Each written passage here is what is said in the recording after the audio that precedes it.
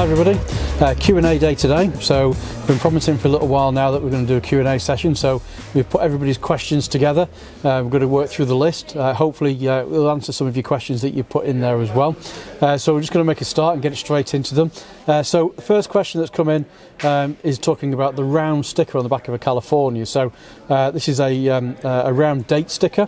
It usually has a date on there, so our showroom one, for example, it's got 2023, and then there's some other dates 1 through to 12 around the outside, and therefore the month of the year. So our showroom one, for example, is June 2023, and that's to do with the gas certificate of the vehicle. So that's like to say the gas has been checked and verified up to that point. Now this is something in Germany, because you'll see on there's some, I wrote them down as well, so to remind myself. There were some initials on there which was DVGW and DVFG, which refer to the German bodies that actually look after gas certification in Germany. So if the vehicle is registered in Germany, you have to have that on the back of your vehicle. I believe that's the case for any vehicle that's registered that's got gas installed. There's no such requirements here in the UK. So the question was, can I remove it? Yes, you can remove it.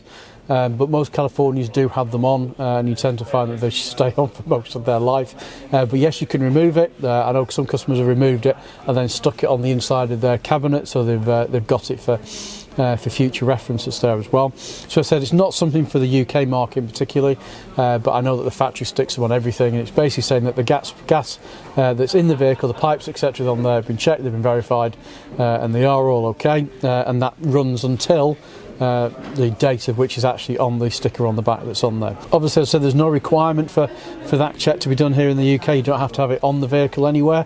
Obviously, if you at that date wanted to have your gas lines checked, you could do, and obviously you'd need to speak to somebody who is gas certified to actually do that and issue you another certificate. I don't know of anybody that has ever done that, or they've done it as part of a check that's on there. I'd love to know what you think. If somebody does and they go to somewhere to have that done, and if they do, how often they have it done, etc. that's there. But I've never had one of my customers ask me about it previously. So that comes up, but good question, because we haven't really covered that sticker that's on the back before. Next question, are there 2 leisure batteries in the Cali Grand? Do I need to upgrade the alternator? So let's take the ocean and coast variations first. So they've got 2 leisure batteries on board and a vehicle battery as well. So 2 leisure batteries and the vehicle battery as well. Do you need an alternator upgrade? The answer is no. Obviously the vehicles are designed with the right alternator in, and that vehicle will have could have a different alternator than a van or a panel van or something like that, but they are designed on the basis that they have got those additional batteries already on board. Now if you come to the Grand, which we're sitting in at the moment, the Grand only has 1 leisure battery, and again it has an additional battery for the vehicle, but again the charging, as far as those batteries are concerned, there'll be no need in my opinion to get an upgraded alternator to charge those. So next question, next one's talking about breakdown cover. So does breakdown cover include attending to a puncture stroke flat tyre? Yes, it does. So if you get a flat tyre, for example, on your vehicle, from the breakdown people come out, obviously they will do one of 2 things. They will change your spare wheel that you have on your vehicle, and if you don't have a spare wheel and they can't use the inflation kit that's on there, obviously then they would get you onward travel and sort that out for you as well. So yeah, that is included in the package that's there for you, and that's with Volkswagen assistance, but that is pretty much universal. That's covered in most people's breakdown. Pretty much most of them do cover you for that, because obviously it is a breakdown if you've got a flat tyre or something like that. Can the cooler box be operational while unattended, i.e. overnight on a ferry? Good question. As far as I'm aware, yes. It is something you probably want to keep going when the vehicle's unattended, because you're going to have food that's in the fridge, and obviously you're going to want to keep that to that temperature. Now obviously the fridge is not a gas powered fridge. With any of the variations we do, they're all fully electric, so you haven't got the fact that obviously if you were in a caravan or something like that which would have electric stroke gas, that might be a different situation, because you might be running it on the gas supply, and I think then in a ferry situation that would be a definite big no-no to do that. But then you'd be connected to your car still, so you'd be plugged into your 12 volt supply, and you'd probably be working off the 12 volt supply instead. So as far as I'm aware, no, there's no requirement to turn off the fridge. It'd be no different to you having a cool box in your car, and running that as well while you're on the ones. If you know anything to the contrary, please let me know, but I've not seen anything on any of the terms and conditions of the ferry operators say that's the case or not the case. So we have a question reference driving licence. What category is required to drive the 600 or the 680? So the 600, there's two different variations of the 600. So there's the standard 3.5 tonne version, which anybody can drive with a normal driving licence, and then there is the 3.88 tonne, which is the same as the 680, which are all 3.88 tonnes, and those you do require an additional section on your driving licence. Check out the video we've done explaining all this before that's in there. But that driving licence for some people, depending on when you passed your test, I think it was if you passed your test before 1997 off the top of my head, you'd have this as part of your normal licence. I passed my test in 93, so I've got plenty of years in there for it, and I've got it as standard, so I don't have to do any additional tests. But the category licence you're looking for is that C1 additional licence. So if you look on your licence, it's on here, and you're looking for the C1, which has a little picture. It looks like a lorry that's in there, because effectively that's what it is.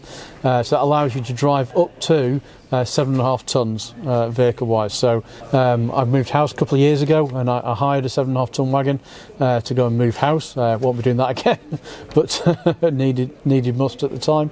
And obviously that, because of my licence classification, I'm allowed to drive that particular type of vehicle, and that's what the Grand California in 3.88 tonne. So anything over 3.5 tonne upwards, you need that endorsements on your licence.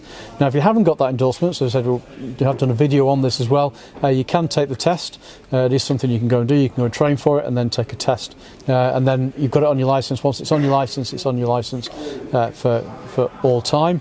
The only caveat I would say is obviously is when you get a little bit older, obviously there are conditions when you need to renew your licence, and medical reasons as well that's in there as well, and sometimes that can exclude that particular classification. So I would obviously always check your licence before you purchase a Grand California if you're looking at the higher payload one, just to make sure that your licence has still got that particular one on there and it hasn't been missed off for some reason. I like this question, this is a good one. Can you switch between your main battery and your leisure batteries if your main battery goes flat? Simple answer to that is no, you can't. You can't switch between the two. What advice on what to turn off during the main battery draining? So we've mentioned this we've done a couple of videos, again try and put some links up here as well for those as well, but essentially on most vehicles, whether it be the Grand or whether it be the Ocean, Coast or Beach, most things that work off the car battery from here forward, so anything on your dash. So if you want to make sure as a protection for that as well, don't plug things into your dash. The stereo, for example, on the Ocean and Grand, they don't use power from the ignition when it's actually on. So those, for example, you can use those and they'll drain your leisure battery.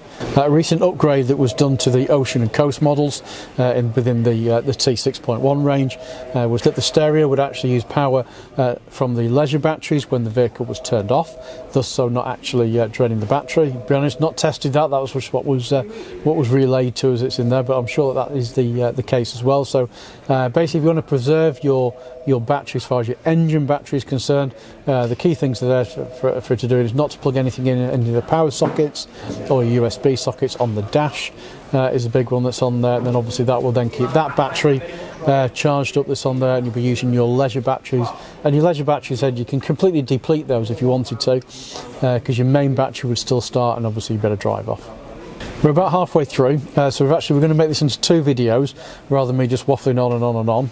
I've got another 5 questions coming up, so that'll be in part 2 version of our Q&A, and we're going to do that straight after this one, so that will be released quite soon as well. So I hope that's answered some questions for you. If it's caused more questions, put them in the comments box below, and obviously next time we run a Q&A session, which will be in a month's time maybe, we can get those questions and put them in there. So if you don't subscribe, please subscribe, and we'll see you again next time.